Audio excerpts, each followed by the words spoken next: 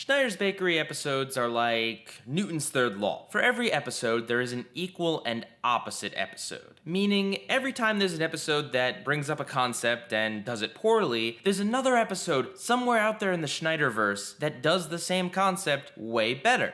Hey guys, PIEGUYRULZ here, back with another Bizarro Bakery. The ninth episode of The Bottom of the Bakery was Christmas Danger, a really lame Henry Danger episode that had very little to do with Christmas, very little to do with superheroing, and very little to do with anything involving common sense. It was a mindless story that went exactly nowhere and made you feel as little Christmas spirit as humanly possible. So, naturally, for the Bizarro Bakery, I decided to pick a Schneider's Bakery Christmas episode that actually fits the spirit of the holiday. And iChristmas does just that. While Henry Danger's story was a unique but awful story, iCarly's episode, iChristmas, retells a classic Christmas story and is pretty entertaining. So if Christmas Danger was a disgusting old fruitcake, then iChristmas is hot wings roasting on a Yule log. It's Christmassy and weird, just like Spencer, and I bet they taste a lot better than that fruitcake. As a matter of fact, let's just get rid of that fruitcake right off the bat, because there's not too many comparisons back and forth that I'll be making.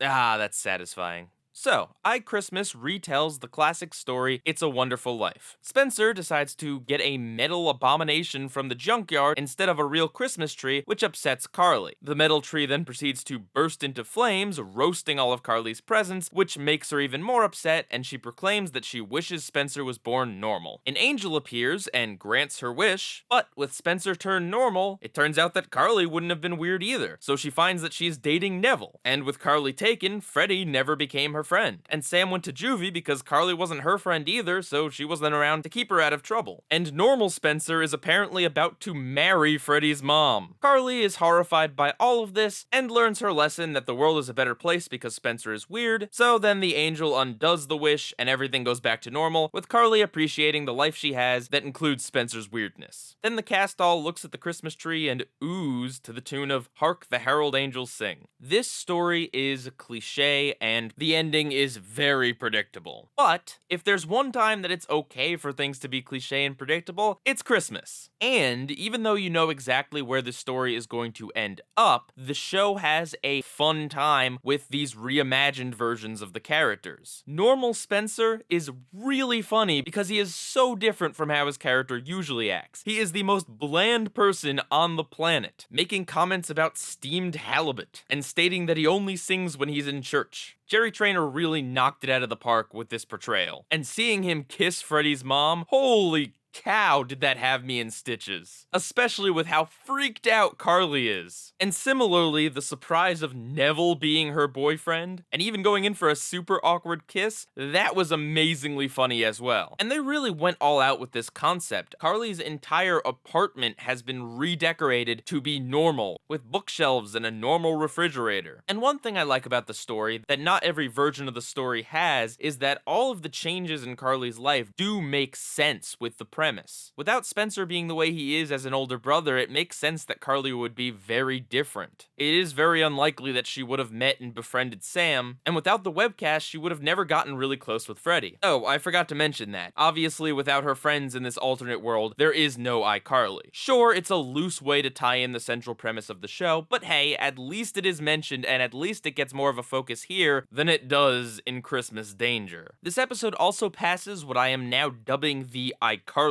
test. The test is this: does the episode have periods of time in which there is no laugh track playing? If so, it's probably a good episode. At this point, most of the iCarly episodes I've covered on the Bizarro Bakery have had these extended periods without laugh tracks. And this episode is no different. We are treated to Carly feeling sad about how her new alternate reality is awful and how she screwed things up, as well as some scenes of her talking with the angel that have little to no laugh track, and I think that is just amazing. Maybe we'll run across an episode of iCarly that isn't good that does also have periods of time without the laugh track, but up to this point, I think that test is actually a good way to tell if an iCarly episode is going to be good. But I've already talked about how when the show takes itself a little more seriously, it can do great things.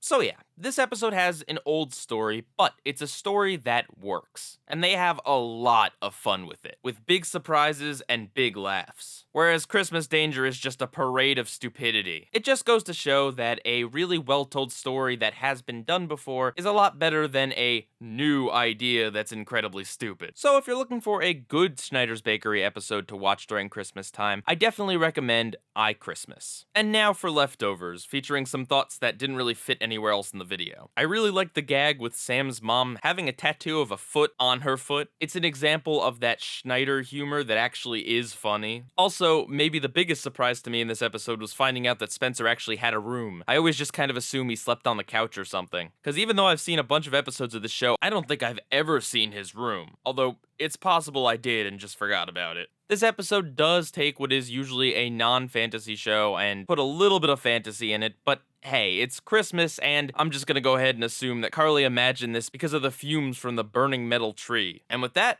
Pie Guy rules.